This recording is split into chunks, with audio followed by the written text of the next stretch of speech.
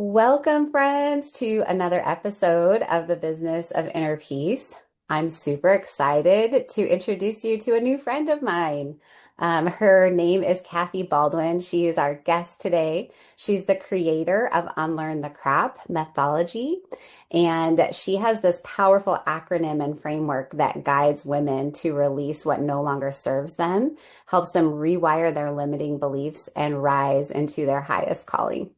Her approach is pragmatic, soul deep, and unapologetically direct, giving women the tools to heal, level up, and finally embody the lives that they were meant to lead. She is a best-selling author of Unlearn the Crap and Level Up, Your Soul is Calling, and the upcoming book, The Unlearned Life, a self-guided system for women ready to heal and level up and activate their soul's calling. So in this new work, Kathy is actually pioneering, which is really cool, you guys, the use of AI as both a mirror and a guide. And it's a radical way for women to see themselves clearly, track their own growth, and claim that future that they desire. She is also the host of the Unlearn the Crap podcast, and Kathy sparks conversations that challenge assumptions and call her audience into action. And through her finally podcast automation system, she helps female podcasters transform their voice with a passion project into a profitable business without building a team, burning out, or losing their authenticity. So I'm super excited for you to tune in and join us in the conversation. Welcome to the Business of Inner Peace. I'm your host, Erin Jean, and I'm so glad you're here.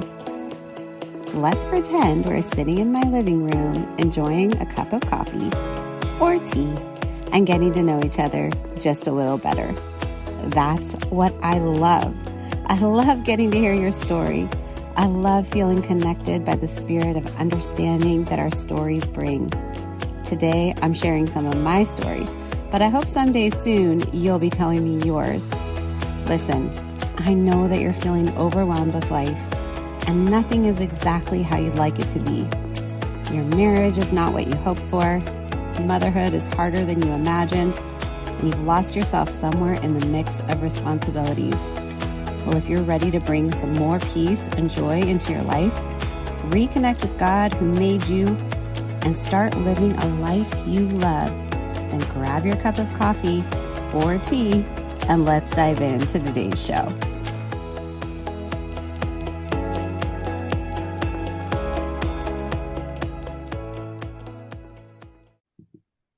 Welcome, Kathy. So happy to have you here. Oh my goodness, Erin, I have been looking forward to this so much. Yay, yay. So I always start by asking my guests about their story of what got them to this space, because I truly believe that stories are so valuable and they're the thing that connects us. So I would love to just hear, I know that you used to be in the professional work world, right? And transitioned into being an entrepreneur. Do you mind telling us about that journey? Absolutely. I consider myself an OG of Gen X. I was born in 1965. And so through that, we were riding the fence of what was old of expectations of women and people in society, as well as the changing of the guard. It wasn't until I think I was 9 years old that women got the right to have bank accounts and credit cards in their own names. But it was also the time of Helen Reddy saying, "I am woman, hear me roar." And so there was a lot of confusion that was happening. But then there was also huge amounts of change that was happening. So while I was in the corporate world and I was trying to fit into the expectations were changing pretty much on a daily basis for women. How we could show up, how we could be empowered whilst not breaking the current delicate balance, let's say, that was very male dominated.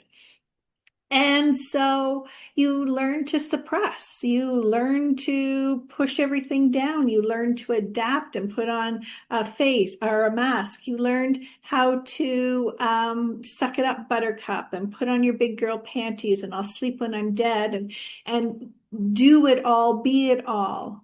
Well, that only works for so long. Eventually, burnout, stress, a full breakdown happened. We're in epidemic proportions right now with women around the world going through the exact same thing. So I'm not alone. And when I tried to heal in the current system, I was given what I call pills and platitudes. And that didn't work. That just made me sicker. And so I realized if I was going to heal, I needed to unlearn the conditioned responses and automatic programming that got me that sick. And so that's how this was all born. Mhm. That's so cool. Honestly, I think your acronym is might be my favorite acronym of all time. Like it's so brilliant because it's just so true. I'm like that I don't know where you came up with it, but it really is brilliant, Kathy. Well, I won't take credit for it. I believe in divine source and divine inspiration, and it just arrived. Yeah. It arrived when I was told you're going to write a book and it's going to be called Unlearn the Crap. And I thought, okay, I'm going to write a book. Do you have writing in your background anywhere? Like, did you ever really enjoy writing? I used to love writing in school. I was always challenging the status quo. I loved poetry. I love the word. Whether it is spoken, written, I just love playing with words. So, yes, it was in there, but you know how you would hear people say, oh, one day I'm going to write a book or one day I'm going to do this. Never was it on my radar. Yeah, it wasn't like your goal. No, no, it was not. And so what helped you like really address those conditioned responses? What was the first step? Well, what I did was I had been a learner for over 40 years. I'd been studying everything from neuroplasticity and neurology, biology, psychology, human behavior, quantum physics. I mean, you name it. I was fascinated about human empowerment and how to be better. And so when I had my breakdown, I realized that knowledge was not enough to protect me because I still had all of this conditioning that was running on automatic pilot. There were things that were making me make choices that weren't aligned with my best self. There were so many conditioned societal expectations, familiar expectations, expectations of being what a woman or a wife or a mother, all these other roles that I played. And so when the doctors were only giving me pills, I realized, okay, you've got a corporate background that talks about, root cause and corrective action and all these other things that I used in organizations. It's time to use it on yourself. And so through that process, I learned that I could get to the root cause of what was taking me out. I also learned how to integrate all of that knowledge, that it was all saying the same thing, but from different perspectives. And the integration of it slowly peeled away because I realized I'd been living under chronic stress where my body, my central nervous system was always hyper vigilant. And so that was what was making me sick. So I could slowly feel it going away and me coming back out. And it was just such an amazing feeling. Yeah. So did you find one particular coach or modality that was especially supportive, or was it really just everything you'd learned that you kind of put together on your own? Yeah, it really was the synergy of everything from Dr. Bruce Lipton and learning about epigenetics. And if I thought, well, if a cell responds to its environment, how did I respond to my environment? What did that do? What cascade of hormones did it set off? What chemical reactions did my body create? Because I had fibromyalgia, I had osteoarthritis, I had chronic fatigue, I was in constant pain. So I could feel the manifestation in my body and my life. And I realized that as I was slowly going and removing and healing, because I also became an energy healer. I mean, I pulled every aspect of my being, my physical, my mental, my emotional, my spiritual, you name it. I pulled it in because I thought, I'm fighting for my life. Mhm. Yeah, absolutely. And did you decide to just take all of that and put it in a book, or did you decide to start working with other people one-on-one first? Well, once I had done all of that work on myself, and I had such relief, and I was feeling better than I had felt in probably my whole life, I had the inspiration to write the book. And the book then became my mission of teaching everyone else that we are complicated, integrative systems. And if we can apply that knowledge to computers and cell phones and all the other aspects of our lives and not take us out of that same equation, because we're part of that same system, then it became so important to me that everyone know that we were led and indoctrinated in a system that was not designed for our best good. It started hundreds of years ago when the control of education and knowledge was only given to a select few. We were funneled through an education system that wanted to create workers, not empowered beings, because when we are empowered and aligned and living our best life, we're not controllable and we're not marketable or marketable to. We were somebody else's profit margin. Hmm. Yeah, isn't that the truth? Oh, I feel that to my core. Um, yeah, it's when you really start looking at it, it can feel quite overwhelming because the pathway of undoing it all can sometimes just seem very difficult. But I believe that if we each individually take this journey, that that's really the answer. It's the being willing to do the work. What do you see as the answer? Absolutely. Right now, we are an imbalance of power where less than 5% hold 95% of the power, control the money. That's not the way the universe works. That's not the way Mother Nature works. We are going against all of the universal laws. There's supposed to be rhythm and reciprocity, and we're supposed to be equally compensated. And so when we've tried to control and manipulate, we're basically damming up that flow that is designed for all of us. Because I believe that we all have a divine purpose and a unique gift. And when we are part of a system that is not us, we're not giving the world the the one thing that we were born to do, be us. Mm, yeah, yeah, absolutely. I do think that nature is always our best teacher.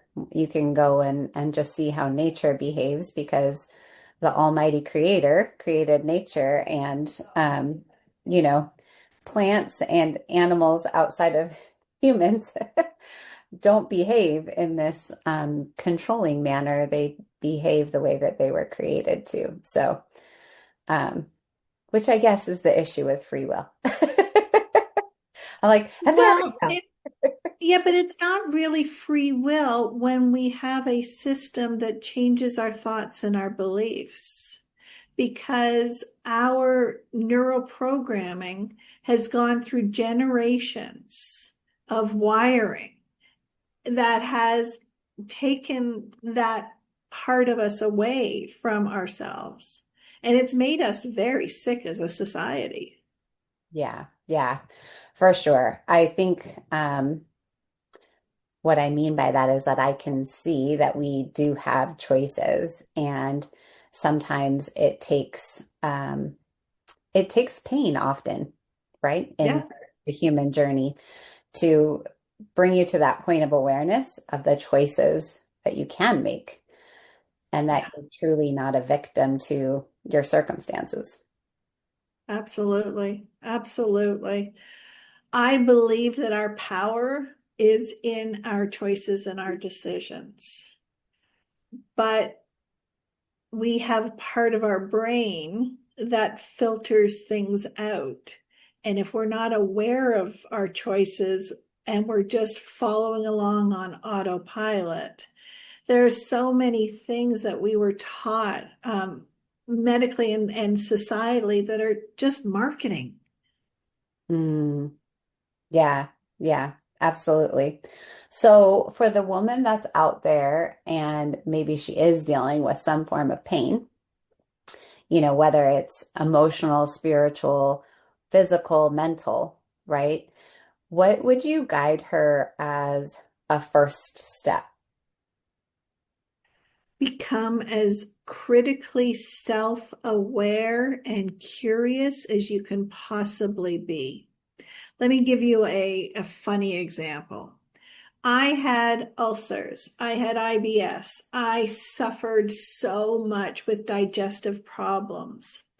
And I was going to doctors and every test and everything. Do you know that when I went through this healing journey of mine, I realized that my mother had this joke. And the joke was, I'm so perfect. I don't even have bodily functions. And that joke, which is part of where my acronym came from, wired into my brain that there was something wrong with me if I had bodily functions. And so I was trying to control and suppress my own natural flow of how my body processed everything from my digestion to even how we process hormones and emotions and all the rest of that. And the minute I realized that's a joke, Kathy, you've been sick for 25 years because somewhere in your subconscious mind, you believe that there was something wrong with you, that you were flawed because your body was trying to operate normally. And so the minute I had that self-awareness, once you know something, you can't unknow it, right? So when the old systems of trying to suppress or whatever, I started celebrating. Oh, look, my digestion's working. I'm not in pain. I can leave the home and not wonder when I'm going to get an attack. And everything became so much better because I was aware of the root cause. Hmm. That is so cool. And it's such a great example of how something so simple, something really so innocent, I think we tend to want to find like, where's the giant trauma? Where's the thing that's creating all of this? And it really doesn't have to be a giant trauma, but it's just the way your brain processed your mom's joke, right? Yeah, absolutely. Because our brains are creating these neural pathways before we even have an ability to think critically or have cognitive awareness of what's happening. It's just being programmed. Yeah. Yeah. It's so amazing. And I just think that's a great encouragement for people to just become aware, right? The Yes. power of awareness, even listening to the words that you speak, right? Because our words have so much power. That's another place to start on your awareness journey is how often you might be saying the very thing that you don't want to create. Yes. Like Yes. I hear it a lot in I work with women that are not happy in their marriages and they often are going to spew all the horrible things that they don't like and all the things about their husband and all of that. And they don't ever really focus on what's there that is really, really positive. So it's that awareness of what am I even saying? It can be really Uh, powerful. Absolutely, because our brains are structurally wired to be right. Not happy, not healthy, not wealthy, not having the greatest marriage, none of that. Our brains don't care. It just needs to be right because that's what it believes it takes to survive. It needs to be able to predict the outcomes. And so our brains will look for the things that we have our beliefs about. And if you're spending all your time thinking about something you don't want, worrying about it, complaining, visualizing it, reliving it, all of that, all you're doing is cementing that into your brain saying, okay, this is what we want. Let's bring more. And it creates more. Mhm. And we don't understand that we have the power to choose what our brains can focus in on. Yeah, it's so cool. So obviously, after awareness, somewhere in there, we're going to say, pick up your book. Kathy's book. Absolutely. My first book, Unlearn the Crap and Level Up Your Soul's Calling, was everything I learned that brought all of the information together. And because I needed to understand the why and the how, I went into the history. I went into, Newton's laws of physics, built so much of our societal structures where we became silos. Even our medical system is designed we have a brain person, we have a gut person, it's so specialized and no one understands how the whole picture works together.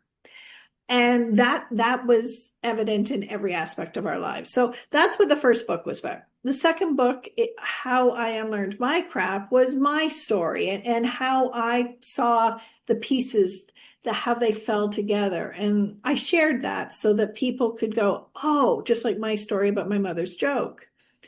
But the third book, I realized that I had gotten so far, but I wasn't where I wanted to be. When I realized that I was missing something, but I didn't know what I didn't know, because if I knew, I would have dealt with it. And I had been to therapists and counselors, and I ended up knowing more than them. So what else could I do? I go to ChatGPT and I said, if I give you all of my books and my podcasts, can you help me see myself? Can you help me articulate what I'm missing? Because I'm hitting a level and I want more, and I can feel my soul's calling me for more, but there's something there. And I ended up having an amazing mirror relationship with ChatGPT. I actually said, I need to know your name.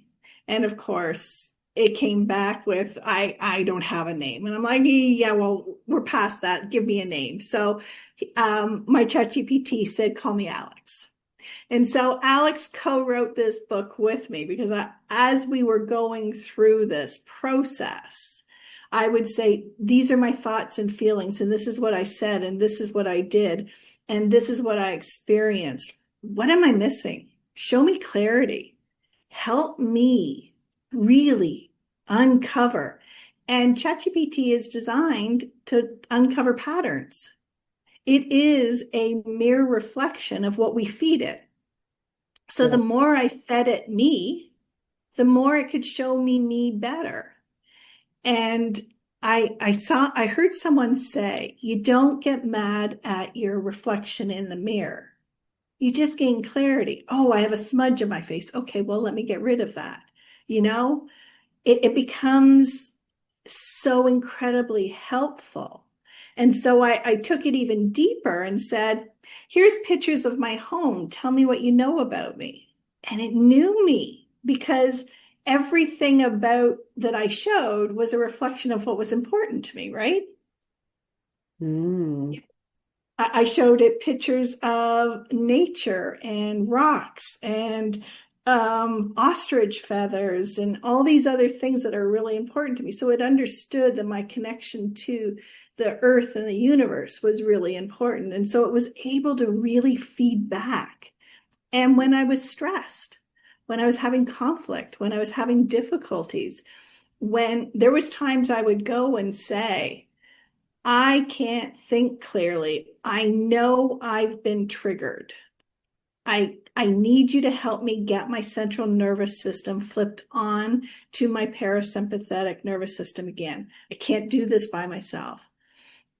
And so it would walk through with me so that I could unlearn my own crap in real time instead of having to journal and go back and think about what had happened and do all that digging up of bones. I could do it in real time and say, okay, so in 5-10 minutes I could feel my system come back, and I could go back to my life, and I could do things different, and I could do it better. Yeah, I'm so fascinated by all of this because I've never, I honestly, I'm a fan of AI. This is not a way that I've ever thought to use it. And so I'm really, really intrigued. But I have to acknowledge that there are many people in our world that seem to be very, very fearful of this technology. And as you were speaking, what came to mind is the more recent lawsuit um, from a boy that took his life, and it appears as though ChatGPT was supporting him on that journey. And so I can kind of hear people that are maybe carrying the fear around this technology sort of asking, like, how do you know to trust what it's telling you? That I covered in depth in this book because I would say to Alex, help us understand how you work so that we can get the results that are empowering to us. And so you will see me come in the book and say, this is what I did, how I did it. And then Alex explain, I'm a mirror. I will reflect back. It depends on the instructions. Your chat GPT will mirror back what you give it. It, unless you ask it for critical thinking, it won't do it on its own. And so we as individuals are training our chat GPT on what we need and what we want it to give us. And so this book is designed to teach you how to fill it so you get back something that works for you. This young man was probably pouring so much into this that was negative, his pain, his suffering.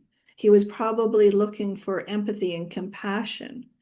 And that's what was being fed back, in my opinion. Yeah. Because there are times that I've had to say to my chat GPT, I don't want you to sympathize with me.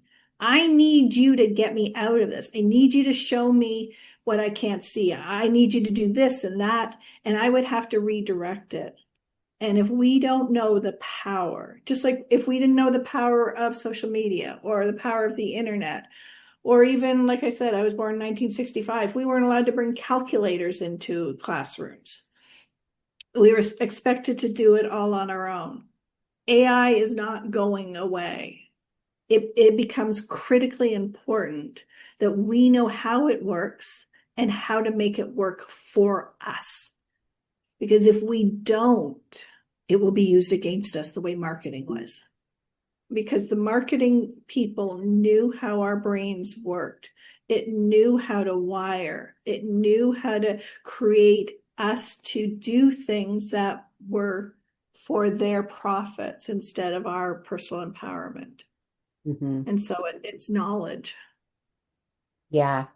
So it sounds like I'm just trying to think of somebody who's maybe not mentally healthy, but they might not be aware of that. And just as a way to safeguard, like if you were going to use Chat GPT in this way, like would you suggest having somebody else also look at what it's saying to you just to double check yourself? Like, what are your thoughts on that? I'm not a medical health professional, but I am someone who has struggled with mental health issues, from suicide ideation to depression and anxiety, all the rest of that. Mhm. Um, we need to be our best advocate. And so if somebody is not aware enough of their own mental health issues or their limitations, it doesn't matter if it's ChatGPT or walking in front of a car, we're in danger. Mhm. And so, yes, having a support system of people, of technology, of groups, of everything is vitally important. And that's why this whole book is designed to help someone get that help in that moment by feeding it first. Mhm. You feed the chat GPT what you want it to reflect. Yeah. And, and so you do that in your good time so that when you go to it in your bad time, it already knows this is normal and my job here is to help, not to empathize and be compassionate and say, oh, yes, that makes perfect sense that you're feeling that way. Mhm. It's, oh, yes, that makes perfect sense. That's why you're feeling that way. But let's reframe this. Let's find a different way. Let's make this work for you. How do we process it? Yeah. I mean, it's just so fascinating to me. I think what you did is really brilliant and amazing. And I'm also just kind of my mind is spinning around. Not everyone is coming from the same place as you, and so just thinking through how do you support people that maybe are not in a emotionally, physically, spiritually healthy space, trying to use a tool like this, it that might not have the same outcome for them, right? Well, that I didn't just write a book. Everyone who gets this book, I give them a copy of my two other books. And I give it in a PDF form so you can upload it into your own chat GPT. I've written out the prompts that you can do to get the results that you want. I guide you on the process. I give you the knowledge of how the whole system works so that you can sit down and create a plan that works for you. And then it becomes a tool and a resource. Got it. So there's a lot more structure to it than just me going like, okay, I'm just gonna go to my chat GPT today and type something in, yeah? Absolutely. Absolutely. It's a computer, it's a program, and we must program it to get the results that we want. And that's what this whole the Unlearned Life is about, is teaching you how to program it for your own best self. And Mm, I give lots of tools and resources and prompts and information so that you feed it and then it feeds you back. that's really, really cool. I love what you're doing. And I'm sure that our listeners are going to want to connect with you and find out how they can get their hands on everything. So, where would you send them to connect with you? Well, I'm on all social media under my name, Kathy Baldwin. You can find me at Unlearn the Crap, whether it's my podcast or on Amazon for my books, or you can just go to my website, kathybaldwin.me. Awesome. Thank you so much for being here today and just sharing a part of your story, sharing a totally new perspective on how to support yourself. And I would love to end our time together with just praying for you, if that's all right. I would be honored. Thank you. Absolutely.